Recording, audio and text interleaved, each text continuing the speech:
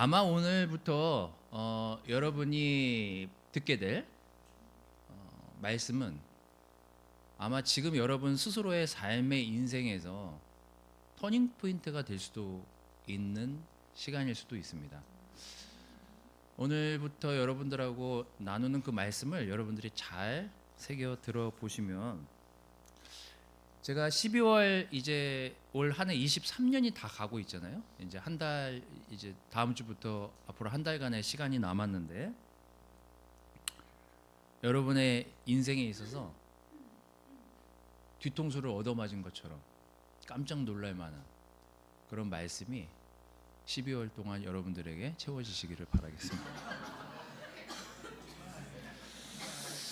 말씀이 여러분들과 저의 삶을 뒤집어 놓는다면 그것만큼 획기적인 변화가 어디 있겠습니까?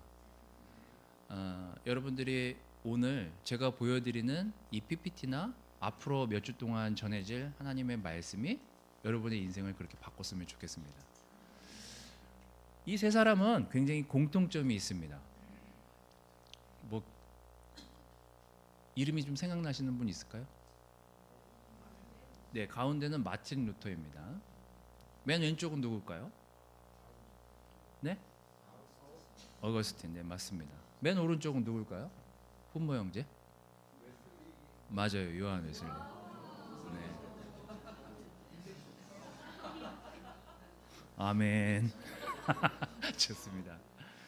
아마 로마 제국 마지막 그 쇠퇴기에 가장 그 당시의 교회에 엄청난 영향력을 행사할 수 있었던 유일한 하나님의 말씀을 선포하는 데 있어서 많은 영향력을 기울였던 사람 중에 한 사람인 어거스틴. 제가 오늘 책을 너무 가지고 오고 싶었고, 여러분들한테 제가 캠퍼스 친구들이랑 영피 친구들이 저한테 책을 추천하면 꼭 캠퍼스 때 읽어보라고 추천해 주고 싶은 책 중에 1순위가 바로 이 참회록, 고백록이라고도 하는 성 어거스틴이 쓴, 이따가 좀 내용을 좀 제가 설명을 좀 드리도록 하겠지만, 이 사람의 인생이 굉장히 특이하기도 하고 이렇게도 삶을 바꾸는구나 라고 생각할 만한 인생을 사신 분입니다.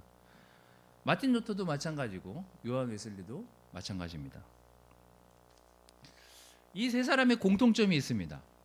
당대 최고의 스승에게서 교육을 받고 최고의 교육을 받으면서 성장합니다. 마틴 루터는 뭐 여러분 아시다시피 교수 생활을 하면서 종교개혁을 일으켰던 사람이고, 요한 웨슬리는 감리교 창시자이기도 하고 옥스퍼드 대학 우등 졸업자 중에 한 사람입니다. 그리고 어거스틴 같은 경우도 굉장히 똘똘하고 수사학, 철학 이쪽에 굉장히 능한 사람이었기 때문에 이미 16, 17살 때 수사학으로 많은 사람들과 토론을 할 정도의 굉장히 똑똑한 인물 중에 하나였습니다. 근데 또 이 세 사람의 아주 공통점을 찾아보면, 이게 이 세상의 전부일까? 논리로 진리를 따져서 다른 사람들을 이겨내고 수사학과 많은 철학과 변증법들을 활용해서 그 당대에 내노라 하는 사람들을 이기고, 그 시대에 자기가 가장 빛나고 우월한 사람이 되려고 했음에도 불구하고 그들 마음속에는, 근데 이게 끝일까? 이게 달까? 이게 인생일까에 대한 끝없는 물음을 10대부터 20대까지 계속했다는 겁니다.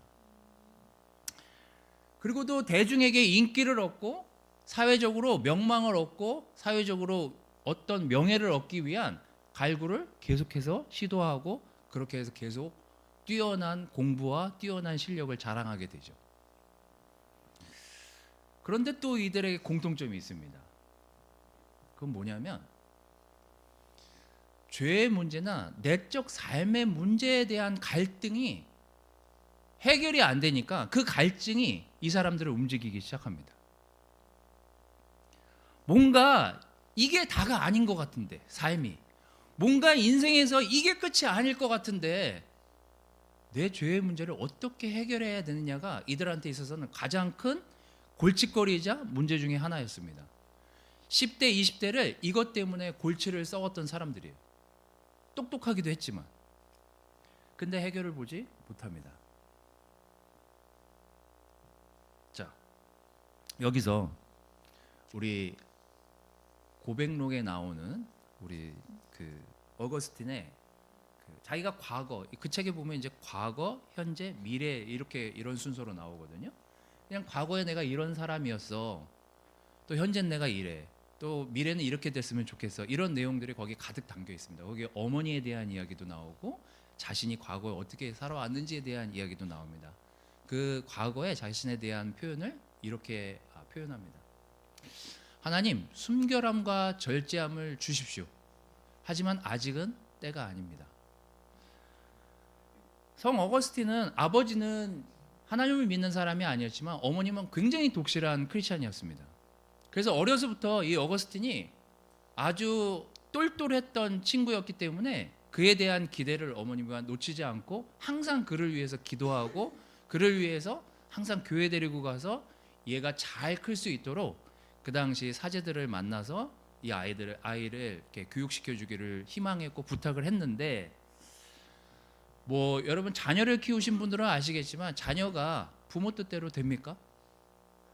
너무나 똘똘하기도 했고 너무나 이렇게 사회적으로 명망을 얻고자 하는 욕망이 컸던 친구였기 때문에 10대부터 방황을 하기 시작합니다.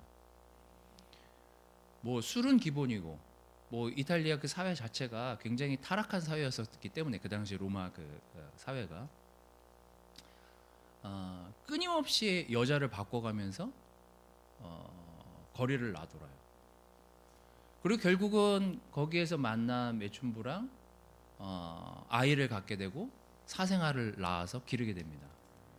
그리고 또 그 여자랑 헤어지는 그 시간들을 겪고, 그렇게 자기 인생에서 무언가 풀리지 않는 그 욕구를 세상에 무엇이라도 찾아서 그 욕구를 풀어내려고 하는 그의 인생에서 가장 속을 썩었을 사람은 누구였겠어요? 어머니였겠죠. 그래서 이 어머니도 대단한 말들을 남깁니다. 이 사제를 찾아가서 내가 그렇게 기도를 하는데 왜 내 자녀가 하나님을 알지 못하는 상태가 계속될까요? 제발 좀 도와달라고 얘기를 했는데 그 어거스틴을 잘 아는 사제들은 우리가 도울 수 없다. 우리가 할 수 있는 일이 아니라고. 그러면서 이 고백록에 이 어머님에 대한 기록이 나옵니다. 이 모니카라는 엄마가 한 기도. 그리고 거기 성 어거스틴이 나중에 그 엄마에 대한 이야기를 그 고백록에 써놓는데 그 사제가 이렇게 얘기를 했다고 해요. 우리는 할 수 없습니다. 하지만 당신이 그렇게 기도하고 있으니까 하나님이 들으실 거라고. 그래서 여러분, 여러분의 자녀가 혹은 여러분의 남편이, 여러분의 아내가 혹 여러분이 기도하고 원했던 대로 되지 않는다 하더라도 하나님은 여러분의 기도를 듣고 계실 거라는 믿음을 가지시길 바라겠습니다. 그리고 고백록 뒤편에 나오는 내용입니다. 교만한 자가 있으면 저를 보고 비웃으라고 하십시오. 나는 당신을 찬양하기 위해 나의 부끄러움을 고백하고자 합니다. 이제 간구하오니 나에게 은혜를 주시오. 나로 하여금 현재의 기억을 더듬어 내 과거의 오류를 회상하게 하시고 그것을 당신께 감사의 제물로 드리게 하소서. 이분이 쓴 책은 당대 기독교 사회에 파장을 일으키고 그 책은 당대의 기독교 신학 서적으로는 최고의 서적으로 자리 잡고 지금도 캐톨릭에서는 이 사람이 쓴 책과 내용들을 가지고 많은 설파를 하고 있는 것으로 알고 있습니다. 자, 올 한 해 여러분이 계획했던 것, 하나님께 드리고자 했던 것, 약속했던 것, 여러분의 갈등의 문제나 여러분 안에 있는 내적인 삶의 죄와 부딪히고 있는 그 많은 생각들의 문제들이 여러분 안에서 해결되고 있지 않은 상태에서 믿음의 흔들림에 여러분들이 있다면, 그러면 저는 이 세 사람이 천지개벽할 만한 공통점을 가지고 있던 것 중에 하나가, 똑같은 공통점을 가지고 있던 가장 중요한 것 중에 하나, 이 세 사람의 공통점은 모두 다 로마서를 읽고 변했다는 것입니다. 여러분의 믿음은 안녕하십니까? 오늘 로마서 1장 16절에서 20절 말씀으로 말씀을 좀 시작하도록 하겠습니다. 머리가 맑아질 수 있고 여러분의 정신이 돌아올 수 있고 어쩌면 12월 한 달을 로마서로 여러분 마음을 채운다면 모르긴 몰라도 내년 1월에 누군가는 여기서 난 목사가 되고 싶어 라고 얘기할 수 있는 사람이 나올 수도 있습니다. 그만큼 이 로마서가 이 사람들한테 엄청난 파급 효과를 일으켜요. 자, 한번 같이 1장 16절에서 20절을 읽어보도록 하겠습니다. 같이 한번 읽어볼까요? 시작. 나는 복음을 부끄러워하지 않습니다. 이 복음은 유대 사람을 비롯하여 그리스 사람에게 이르기까지 모든 믿는 사람을 구원하는 하나님의 능력입니다. 하나님의 의가 복음 속에 나타납니다. 이 일은 오로지 믿음에 근거하여 일어납니다. 이것은 성경에 기록한 바 의인은 믿음으로 살 것이다 한 것과 같습니다. 하나님의 진노가 불의한 행동으로 진리를 가로막는 사람의 온갖 불경건함과 불의함을 겨냥하여 하늘로부터 나타납니다. 하나님을 알만한 일이 사람에게 훤히 드러나 있습니다. 하나님께서 그것을 환히 드러내 주셨습니다. 이 세상 창조 때로부터 하나님의 보이지 않는 속성, 곧 그분의 영원하신 능력과 신성은 사람이 그 지으신 만물을 보고서 깨닫게 되어 있습니다. 그러므로 사람들은 핑계를 댈 수가 없습니다. 이신칭이라고도 일컬어지는 의인은 믿음으로 살아낼 수 있다라고 로마 카톨릭에 정면으로 반대한 내용을 올린 바로 마틴 루터가 한 대 후들겨 맞은 것처럼 정신이 번쩍 맞은 구절이 바로 의인은 믿음으로 살 것이다라고 하는 이 로마서 구절을 보고 뭔가 마음에서 울컥하는 마음과 느낌에 그가 결국은 95개 반박 문을 성에 걸면서 남이 시키지도 않고 마틴 루터는요 자기가 뭘 개혁하겠다라고 생각한 적도 없어요. 교회가 망하기를 바란 적도 없습니다. 하지만 이 말씀 하나에 근거해서 이건 잘못됐어라고 표현하는 그 순간부터 교회가 바뀌고 꿈틀거리고 자신도 바뀌었지만 세상을 바꾸는 도구로 사용되어집니다. 이게 로마서를 읽고 마틴 루터가 바뀌게 된 배경이에요. 그러면 성 어거스틴은 어땠냐고요? 제가 조금 이따 그 구절도 보여드리도록 하겠습니다. 자, 첫 번째, 이 로마서의 이 구조를 가만히 들여다보면은요 굉장히 신기한 내용들이 몇 개 있는데 사도행전 다음에 로마서가 나오지 않습니까? 사도행전은 가만히 이렇게 그 내용들을 쭉 읽다 보면 그때 그 당시 살았던 분들은 사도행전이 어떻게 이렇게 기록이 되었나라고 생각하실 수 있는 분들이 있을지 모르겠지만 제가 나중에 이 책을 이렇게 쭉 들여다보면서 사도행전은 이게 좀 정해져 있습니다. 뭔가가. 그게 뭐냐면 사도들이 그 지역에 가서 복음을 증거하고 그 곳에 교회가 세워져요. 근데 로마서는 달라요. 여러분들이 뭐 네이버에 가서 찾아보시거나 주석서를 찾아보면 로마서는 로마 교회는 누가 세웠는지에 대한 기록이 없습니다. 바울도 그냥 방문하겠다고만 했지 자기가 세운 교회가 아니에요. 그냥 편지를 보낼 뿐이에요. 헌금을 전달하기 위해서. 그래서 1장부터 10장까지 나오는 가장 중요한 메시지 중에 하나는요. 너희는 계속해서 복음을 들으라는 거예요. 왜?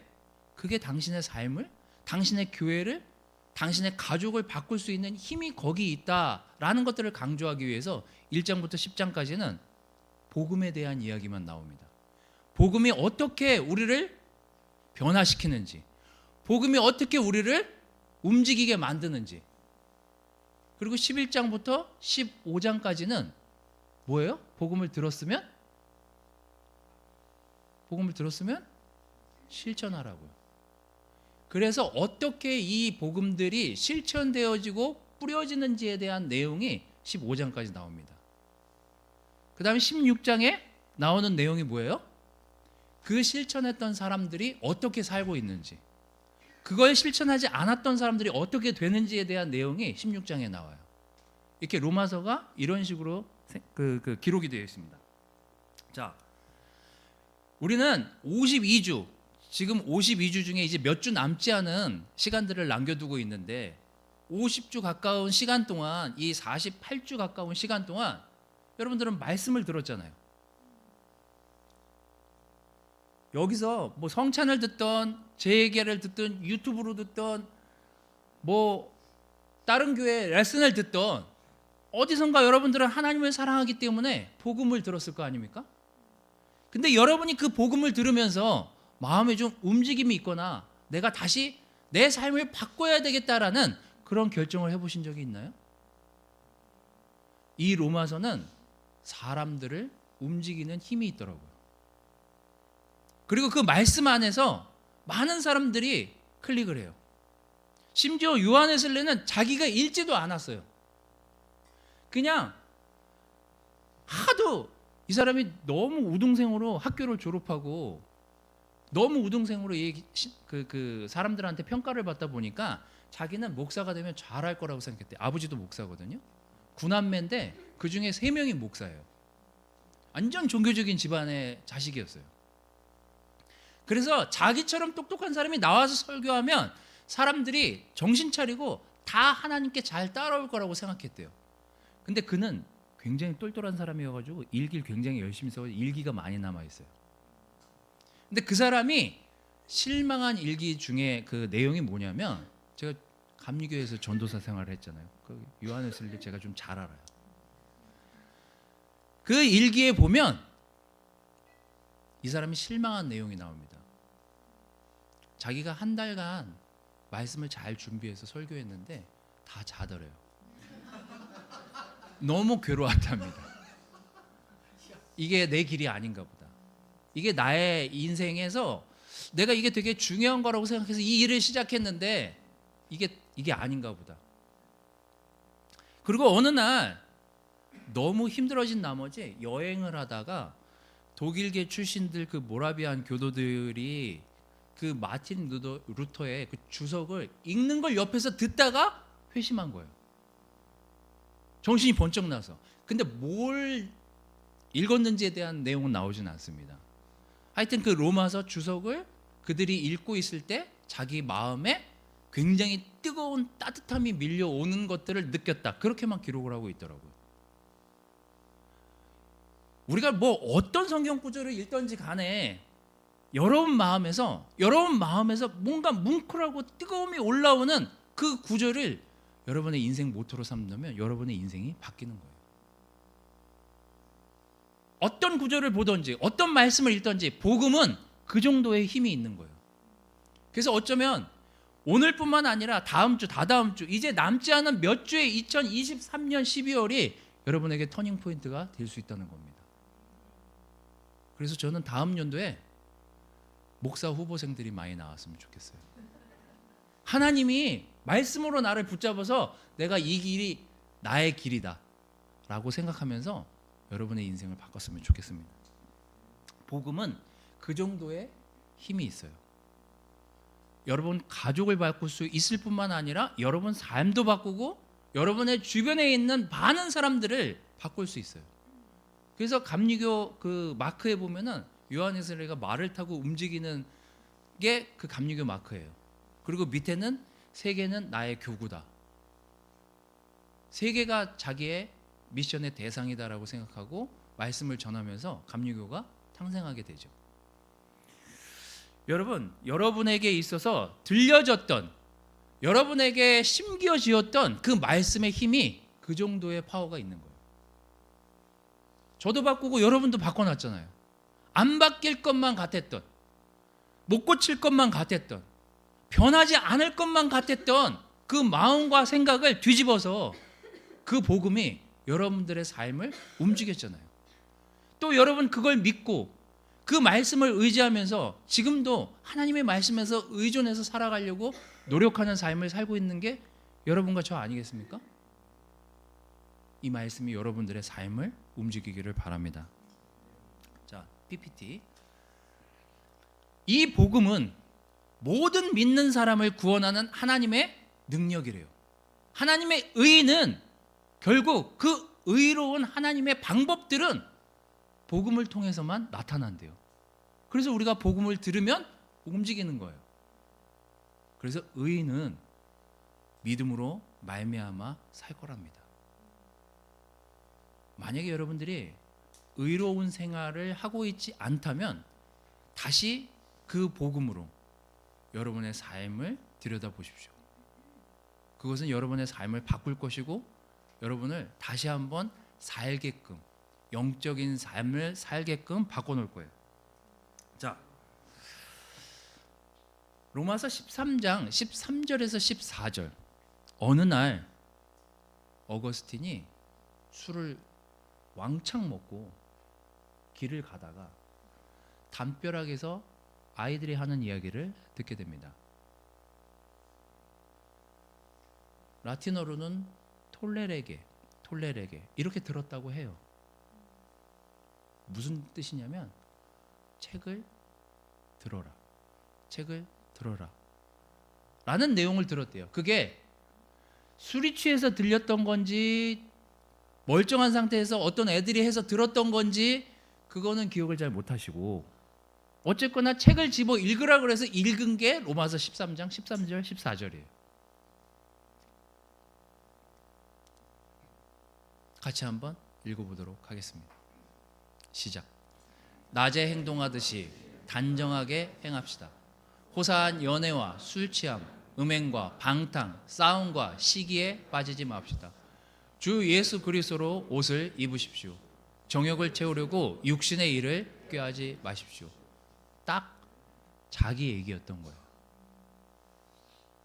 그리고 이 일로 암브로스라는 주교를 찾아가서 회개를 하고 세례를 받고 43세에 크리스찬이 됩니다. 여러분은 어떻습니까? 아마 20년 전에, 30년 전에, 혹은 10년 전에, 5년 전에 크리스찬이 됐지. 내가. 그리고 나는 내 삶에 계속해서 변화를 가져오고 살아오고 있었나? 정말 요즘 내 뒤통수를 후려칠 만한 그 말씀이 나에게 있었나? 그리고 나를 다시 한번 하나님의 복음으로 충만한 삶을 살 수 있도록 내가 그 말씀에 집중하고 내 삶을 돌아보는 시간들이 있었나? 거기서부터 여러분의 저의 삶의 변화가 있을 것입니다. 두 번째, 이 바울은 편지를 쓰면서 로마 교회에 이렇게 얘기합니다. 여러분이 하고 있는 그 모든 핑계는 여러분 스스로 변명을 만들어내는 거에 지나지 않을 수 있다. 그렇기 때문에 핑계거리를 만들지 마십시오라고 하는 것이 이 로마 교회에 보낸 두 번째 내용입니다. 그분의 영원하신 능력과 신성은 사람이 그 지으신 만물을 보고서 깨닫게 자연적으로 되어 있다고요. 그러므로 사람들은 핑계를 대선 안 된답니다. 자, 믿음을 갉아먹는 문제 중에 하나. 믿음의 문제를 나 자신을 돌아보고 나 자신에게 찾는 사람에게 변화가 일어나겠죠. 하지만 환경을 탓하게 되고 사람을 탓하게 되는 순간 본질을 잃어버리게 됩니다. 제가 요즘 우리 애가 인터넷 동기부여가 된다고 가끔 보는 영상 중에 하여튼 이름이 좀 어려워요. 미미누누인가? 미마누누인가? 하여튼 고등학생들 사이에서 인기 있는 유튜버예요. 오수생이에요. 이분이. 오수생인데 올해 졸업했나? 작년에 졸업했나 이래요. 근데 하여튼 유튜브에서 굉장히 유명한 입시 관련한 정보를 제공하는 사람이에요. 근데 이제 이 친구가 안에 컨텐츠들이 뭐냐면 칠수한